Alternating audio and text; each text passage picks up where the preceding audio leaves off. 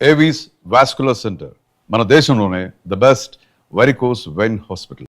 86 ఏళ్ల వయసు ఫిల్మ్ ఇండస్ట్రీలోకి వచ్చి 50 ఏళ్ళు అయింది. మీతో పాటుగా ఉన్నటువంటి కాంటెంపరరీస్ కావచ్చు, చాలా మందికి చాలా ఏళ్ల క్రితమే వచ్చింది. ఒక దశలో కాలంలో వినిపించింది ఏంటంటే, పద్మ అవార్డు రావాలంటే బోల్డ్ అంత రికమెండేషన్స్ చేయించుకోవాలి. ఈ పెద్దవాళ్ళ పైరవీలు ఉంటాయి. పొలిటికల్‌గా ఇలా ఉంటే తప్ప రాదు అనేటువంటి స్టేజ్ నుంచి ఇప్పుడు ఇక్కడి దాకా వచ్చిన తర్వాత, మీరు పద్మశ్రీ మురళీమోహన్ అని ఇవన్నీ అన్న తర్వాత వచ్చినటువంటి ఒక అప్రిషియేషన్స్ అనేవి ఉంటాయి. ఫిల్మ్ ఇండస్ట్రీ కావచ్చు, పొలిటీషియన్స్ కావచ్చు, మీ అభిమానులు, ఫ్యామిలీ మెంబర్స్, రిలేటివ్స్ ఏమనిపించింది అప్పుడు ఆ మూమెంట్? అంటే పద్మశ్రీ ఏదో అనౌన్స్ చేస్తారు, అవార్డు ఇస్తారు, పేపర్లో ఫోటో వస్తుంది, ఇంతవరకే ఎక్స్పెక్ట్ చేశారు. అది వచ్చిన కాడ నుంచి ఒక వారం రోజులు ఫోన్లు, షాల్స్ తీసుకొని షాల్ కప్పేసి ఇంటికి ఇక్కడికి వచ్చేసి బొకేలు ఇచ్చి ఇవన్నీ చూస్తే మా ఆవిడ అడిగింది, ఏమంటే ఈ బొకేలో దాడి ఎప్పుడు పూర్తవుద్ది అని. అవార్డు పుచ్చుకునేదాకా జరుగుతూనే ఉంటాయి అలా. అలాగే రోజు ఎవరో ఒకరు రావటం, షాల్ కప్పటం, ఒక బొకే ఇవ్వటం, ఇవన్నీ జరిగినాయి. అవార్డు తీసుకొని వచ్చిన తర్వాత మళ్ళీ నిన్న 2 డేస్ అయింది. రాగానే షూటింగ్కి వెళ్ళిపోయాను. నెక్స్ట్ డే 24 వచ్చాం. 24 పైగా నాకు ఈసారి ఇంకో స్పెషల్ ఏంటంటే 23వ తారీఖున పద్మశ్రీ బిరుదు వచ్చింది సాయంత్రం అయ్యేటప్పటికి. 24 నా బర్త్డే. సో 2 కూడా అంటే బర్త్డేకి కేంద్ర ప్రభుత్వం నాకు ఒక అవార్డు ఇచ్చి గౌరవించింది అనేటువంటిది ఒకటి, 2 ఒకే రోజు కాబట్టి ఒక డబుల్ బొరాంజో అన్నట్టుగా ఫీల్ అయ్యాం. తర్వాత అక్కడ డిన్నర్ జరిగిన తర్వాత నైట్ అక్కడ 6కి 6:30కి అయిన ఫోటోలు మొత్తం ఫ్రేములతో సహా కట్టేసి తీసుకొచ్చి అక్కడ పెట్టారు. అందరికి ఎవరి కళ్ళు వెళ్ళిపోయటం వాళ్ళ ఫోటోలు తీసుకొని వచ్చాడు. అంత ఒక గవర్నమెంట్ ఎంత క్విక్గా చేస్తుంది కానీ ఆశ్చర్యం వేసింది అనమాట. గవర్నమెంట్ ఇప్పటికి లేజీగా చేస్తారు, ఎప్పుడు చేస్తారో తెలియదు, ఎవరి ఫోటోలు వచ్చాయో ఎవరు రాలేదో తెలియదు, అంతా కన్ఫ్యూజన్ ఉంటాయి. పర్ఫెక్ట్ ప్లానింగ్, అంత ఆర్గనైజ్డ్, సిస్టమాటిక్గా. సో ఇన్నేళ్ల ఫిల్మ్ ఇండస్ట్రీలో ఇవన్నీ చూసిన తర్వాత మురళీమోహన్ అంటే ఒక సాఫ్ట్ పర్సన్ అనేది ఉంటుంది. మురళీమోహన్ అంటే ఒక పోలీసులు ఎలా ఎంక్వైరీలో ఒక క్లీన్ చిట్ ఇచ్చారో అలాంటి క్లీన్ చిట్ ఇవన్నీ ఉన్నాయి. మీరు వెరీ ఫస్ట్ టైం ఒక షూటింగ్ కోసం వెళ్ళినప్పుడు వచ్చినటువంటి ఒక అప్లాజ్, అప్రిషియేషన్ ఇవన్నీ చూసిన తర్వాత మళ్ళీ ఒక ఎనర్జీ లాంటిది వచ్చి ఉంటుంది కదా? డెఫినెట్గా ఇట్స్ ఎనర్జీ. నిజంగా ఇప్పుడు దాని మూలంగా మనకు వచ్చేది ఏమి ఉండదు. మనకేం డబ్బులు ఎవరు, మనకేం కిరీటాలు పెట్టరు, లేకపోతే ఆ కిరీటాలు ఇప్పుడు ఇచ్చిన ఈ పద్మశ్రీ మురళీమోహన్ అని రాసుకోకూడదు నేను. అవును, మీలాంటి వాళ్ళు ఎవరన్నా పద్మశ్రీ మురళీమోహన్ గారు అనొచ్చేమో కానీ నేను ఎక్కడ కూడా నా లెటర్ ప్యాడ్లో కానీ ఐప్యాడ్లో వీటిలో కానీ ఎక్కడ పద్మశ్రీ మురళీమోహన్ అని రాయకూడదు. అవును, మురళీమోహన్ పద్మశ్రీ అవార్డు కింద బ్రాకెట్లో పెడతారు. అంతవరకే తప్ప అనౌన్స్గా నాకు బ్యానర్లు కట్టండి నేను చెప్పటం, చేసుకోవడం, పద్మశ్రీ మురళీమోహన్ ఉండటం, జందాబాద్ అంటే ఏమి ఉండవు. అవును, అంత స్ట్రిక్ట్. ఆ ఇచ్చేది కూడా ఎప్పుడు పడితే అప్పుడు పెట్టుకోవడానికి వెళ్ళేది. ఆ వచ్చేదాన్ని ఒక షోకేస్ మంచి బాక్స్ లాంటిది ఇచ్చారు, బ్యూటిఫుల్ వుడెన్ బ్యాగ్స్, దాంట్లో పెట్టుకొని గోడ తగిలించుకోవడం, బీరాలో పెట్టుకోవడం చేయాలి తప్ప దాన్ని మీరు ఎప్పుడు ఇక లైఫ్లో పెట్టుకోవడానికి లేదు. ఎంత గౌరవ సూచకంగా మీకు ఇచ్చారో అంతే గౌరవంగా మనం దాన్ని చూసుకోవాలి. దాంతోపాటు చిన్నది ఒకటి ఇచ్చారు, అదే మాదిరి సేమ్ ప్యాటర్న్, సన్నగా పొడుగ్గా ఉంది. దాన్ని మాత్రం ఇక్కడ స్టేట్ ఫంక్షన్స్ అయినా జరిగేటప్పుడు, అఫీషియల్ ఫంక్షన్స్ అయినా జరిగినప్పుడు అది పెట్టుకొని వెళ్ళచ్చు. అంతే తప్ప ఈ పెద్దదాన్ని ఇప్పుడు అదే మిలిటరీ వాళ్ళకి బోల్డెన్ పథకాలు వస్తాయి కదా, వాళ్ళు వలసని పెట్టుకుంటారు, మెడల్స్ అన్ని పెట్టుకుంటారు. అది మెడల్స్, ఇదేమో మరి ప్రభుత్వం ఇచ్చే గౌరవం, ఒక పురస్కారం. సో ఇన్నేళ్ల ఈ ఎక్స్పీరియన్స్ ఇవన్నీ అయిన తర్వాత ఒక రోజు అయితే వాకింగ్ మీకు మిస్ అయిపోయింది. ఆ రోజు అప్రిషియేషన్స్ వస్తున్నాయి కాబట్టి, ఆ కాల్స్ తీసుకోవాలి కాబట్టి. ఆ తర్వాత మళ్ళీ అది కంటిన్యూ అయిందా? కంటిన్యూ అయింది. ఇప్పుడు ఆ 3 రోజులు అక్కడికి వెళ్ళాం కదా, 22, 23, 24. 22 మాకు ఫ్లైట్ 10:30కి. మామూలుగా 5ంటికి లేచిపోయి వాకింగ్ అది చేశాను. ఈ 3 రోజులు మిస్ అవ్వకూడదు అని మళ్ళీ అదొకటి చేసేసాం. అంటే రోజుకి 15,000 అడుగులు నడుస్తాను నేను. 15,000 సింగిల్ స్ట్రెచ్? సింగిల్ స్ట్రెచ్ కాదు, ఒక స్ట్రెచ్లో ఒక 1 hour 15 minutes అట్లా నడుస్తాను. తర్వాత మధ్యలో గ్యాప్ వస్తుంది. భోంచేసిన తర్వాత ఒక 20 నిమిషాలు నడుస్తాను ఇంట్లోనే. మళ్ళీ అలాగే ఈవినింగ్ ఒక సెషన్, మళ్ళీ వాకింగ్. నైట్ పడుకోబోయే ముందు స్కోర్ చూసుకొని ఏమైనా తక్కువ ఉంటే మళ్ళీ అప్పుడు పడుకోబోయే దాని కంప్లీట్ ఆ గ్యాప్ ఫిల్ 15 చేసుకొని ఫిల్ అవ్వాలి. అట్లా ఆ రోజున ఫ్లైట్కి ఎక్కే ముందే పూర్తి చేసేసి 15,000 వెళ్ళిపోయాం. నెక్స్ట్ డే యాక్చువల్గా ఈ అవార్డు ఇచ్చే రోజు రిహార్సల్స్ ఇవన్నీ ఉన్నాయి కదా, ఎక్కువ నడవటానికి కుదరలా. అక్కడికి ఉన్నంతలో నడిచాను. మళ్ళీ తిరిగి వచ్చిన తర్వాత మళ్ళీ నైట్ డిన్నర్ అయ్యేటప్పుడు 11 అయింది. అప్పుడు కూడా మళ్ళీ కొంచెం నడిచి అంత నడవలేదు, కానీ 7,000 8,000 నడవగలిగాను. మూడో రోజు మళ్ళీ అంత నడిచాను. మళ్ళీ 15,000 చేశారు. కంపెన్సేట్ చేయాలి నెక్స్ట్ డే, అయ్యో నిన్న మిస్ అయింది కదా, ఉంటుంది. అలాంటి ఉంటుందా? చేస్తా, స్కోర్ చేస్తా ఉంటాం. ఒక రోజు 20,000 కూడా నడవాల్సి వస్తాయి. ఓ ఓ రోజు షూటింగ్ ఉంటుంది, పొద్దున్నే వెళ్ళిపోతాం. ఆ రోజు వాకింగ్ చేయటం కుదరదు. సాయంత్రం వచ్చిన తర్వాత లేకపోతే పడుకోబోయే ముందు కొంత చేయటం, లేకపోతే నెక్స్ట్ డే 2 రోజుల తర్వాత ఎప్పుడైనా వీక్లో చూసుకుంటే 15,000 యావరేజ్గా రావాలి. అందుకని ఒక్కోసారి ఎక్కువ చేయాల్సి వస్తాయి, ఒక్కోసారి తక్కువ చేయాల్సి వస్తాయి. యూజువల్ గా డాక్టర్స్ చెప్పేది 10,000 అడుగులు చాలు అంటారు, దాన్ని మించి Exactly. చేస్తున్నారు ఎందుకలా? అంతకుముందు నేను 20,000 నడిచేవాడిని. ఎందుకు 20,000 నడిచేవాడిని అంటే ఎర్లీ ఏజ్లో ఎక్సర్సైజ్ చేస్తే బాడీ తగ్గడం అవన్నీ కూడా పర్ఫెక్ట్గా దొరుకుతాయి.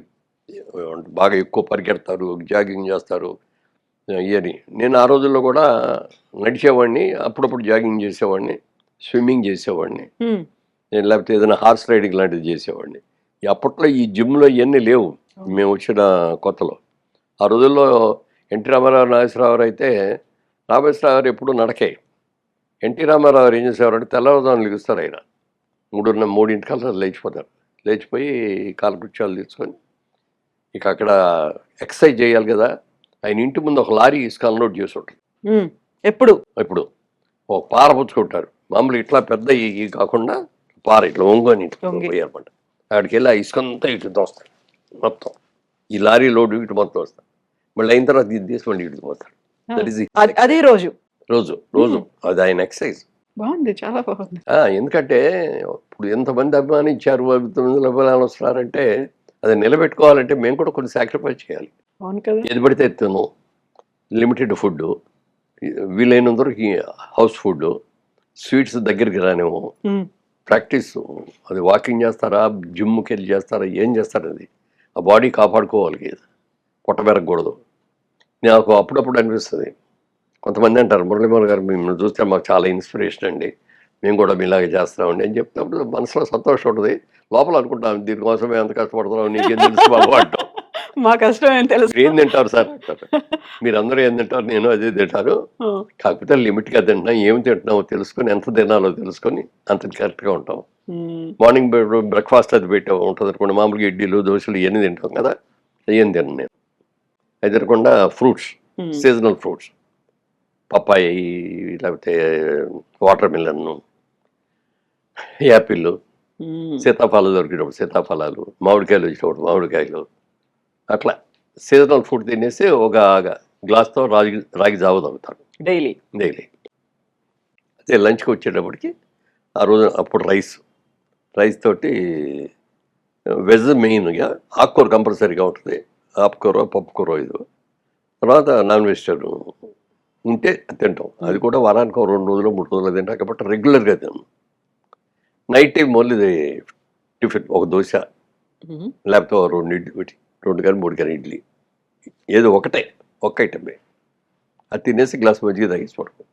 సో మార్నింగ్ బ్రేక్ఫాస్ట్ అనేది ఇంక ఉండదు, ఓన్లీ ఫ్రూట్స్ ఇవే. ఇంకా ఒక సింగిల్ ప్రాపర్ మీల్ ఆఫ్టర్నూన్ అవుతుంది లంచ్. అలా ఇప్పుడు రామారావు ఎన్నుకున్నది ఇసుక అటు ఇటు ఆ టైంలో మీరేం చేసేవారు మరి?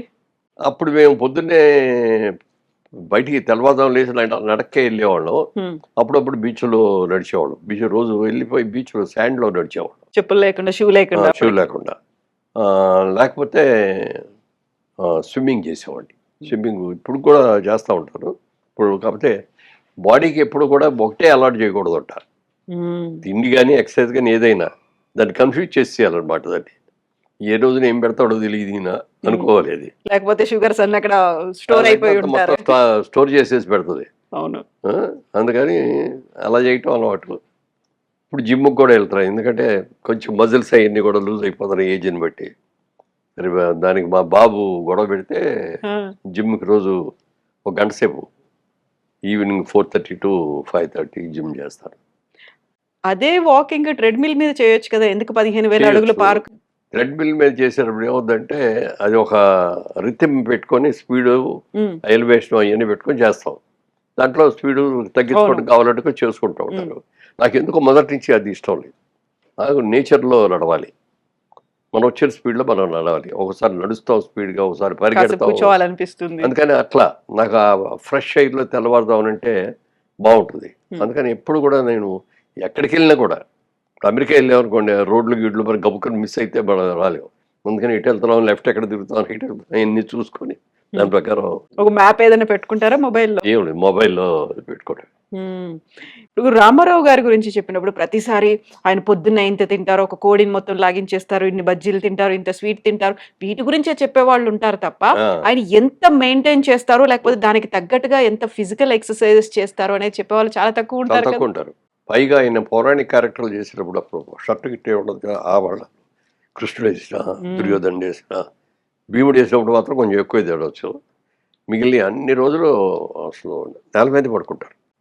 పౌరాణిక క్యారెక్టర్ చేసేటప్పుడు నాన్ వెజిటేరియన్ అంటారు, ఓన్లీ వెజిటేరియన్, నేల మీదే పడుకుంటారు. అట్లా అంత స్ట్రిక్ట్గా మెయింటైన్ చేస్తారు ఆయన ఆ పౌరాణిక, అంత పవిత్రంగా. మరి ఇవన్నీ కూడా క్రమశిక్షణతో ఉండాలి. నేను కూడా రోజు చేసిన తర్వాత ఫోటోలు అదే అద్దంలో చూసుకుంటాం కదా, చేసుకున్నప్పుడు బట్టలు వేసుకున్నప్పుడు చూసుకున్నప్పుడు బాగుంది అనుకున్నట్టుగా అనుకోని బాడీ గీడి అన్ని బాగుంటాయి. ముద్దొస్తున్నావు ఏమోటి అనుకో, నన్నేనే ప్రతిరోజు అనుకుంటారు. ప్రతిరోజు అనుకోపోయినా అప్పుడప్పుడు అనుకుంటా. ఒక్కోసారి ఏదో సరిగ్గా నడవలేకో, ఏదో కుదరలేకో, కొంచెం పొట్ట పెరిగి మొహం పీకిపోయినట్టుంటే, ఏంట్రా మొహం దరిద్రంగా ఉంది, బయట వాళ్ళందరూనేమో నిన్ను ఇన్స్పిరేషన్ అని చెప్పి అంటున్నారు, నువ్వేంటి ఈ గెటప్ ఏంటి, నన్ను నేనే తిట్టుకొని మోటివేట్ చేసుకొని నెక్స్ట్ డే నుంచి ఎక్సర్సైజ్ ఎక్కువ పంపటం, ఇది చేయటం, అది చేస్తాను. And for more videos, please subscribe to iDream. Please subscribe to iDream. Please subscribe iDream. And please subscribe to iDream.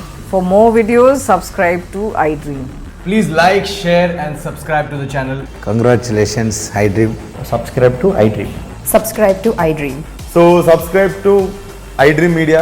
iDream team andarki huge congratulations. Please subscribe iDream Media. Please subscribe to iDream. Subscribe iDream. Please subscribe to iDream. iDream అంటే నా కళల channel subscribe చేసుకున్న నోరు తిరుగుతలేదు, మీరైతే గంట గుర్తు కొట్టండి. For more such videos, please subscribe to iDream. Subscribe to iDream. Please subscribe to iDream. Please subscribe iDream Media. Please do subscribe to iDream. Please subscribe to iDream Media. For best entertainment and information, please subscribe iDream. And don't forget to subscribe to iDream.